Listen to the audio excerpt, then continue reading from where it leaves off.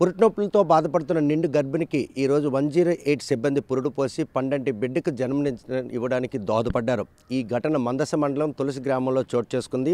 ఎర్ర సబిత అనే నిండు గర్భిణి పురుటినొప్పులతో బాధపడుతున్న విషయం తెలిసినటువంటి బంధువులు మాత్రం 108 వాహనానికి కాల్ చేశారు. వారు వెనువెంటనే వచ్చి ఆమెను ఉటావుట్న ఆసుపత్రికి తరలించిన క్రమంలో ఆ 108 వాహనంలోనే పురుటినొప్పులు ఎక్కువ కావడంతో సిబ్బందే చొరవ తీసుకొని ఆమెకు మరీ ఆపరేషన్ చేసి ఈరోజు ఆ పండంటి బిడ్డకు జన్మనివ్వడానికి దోహదపడ్డారు.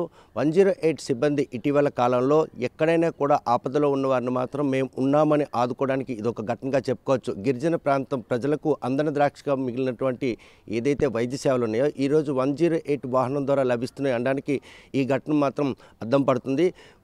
పిహెచ్సి సిహెచ్లు అందుబాటులో ఉన్నప్పుడు కూడా రహదారి రాకపోకలు సరైన మార్గాలు లేని నేపథ్యంలో గిరిజనులు చాలామంది ఈరోజు అటువంటి పరిస్థితుల్లో మృత్యువాత పడుతున్నారు.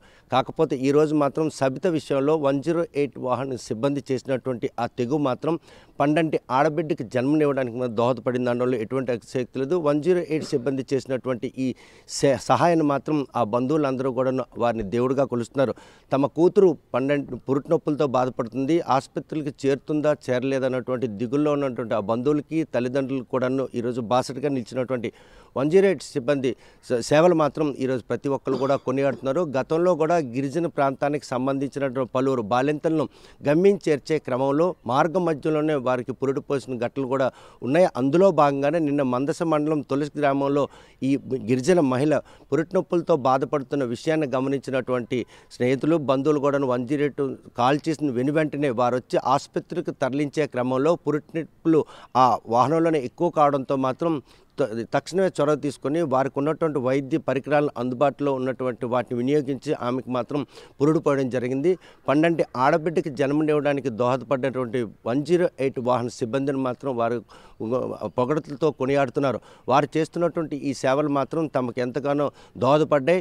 ఆసుపత్రికి చేరే లోపే పురుటినొప్పులు ఎక్కువ కావడం, అవసరమైనటువంటి అన్ని వైద్య పరికరాలు కూడాను ఆ వాహనంలో ఉండడంతోనే ఈరోజు తన కూతురు పురుడు పోసుకున్న తల్లిదండ్రులు ఆనందం వ్యక్తం చేస్తుంటే తన భార్య ఏమవుతుంది అన్నటువంటి బాధపడినటువంటి భర్త కూడాను ఆడపిల్లకి జన్మించిన భార్యను మాత్రం చాలా ఆనందం వ్యక్తం చేస్తున్నాడు. 108 సిబ్బంది చేసినటువంటి ఈ సహాయాన్ని మాత్రం ఈ జనంలో మర్చిపోలే మాత్రం వారిని కొనియాడుతున్నారు.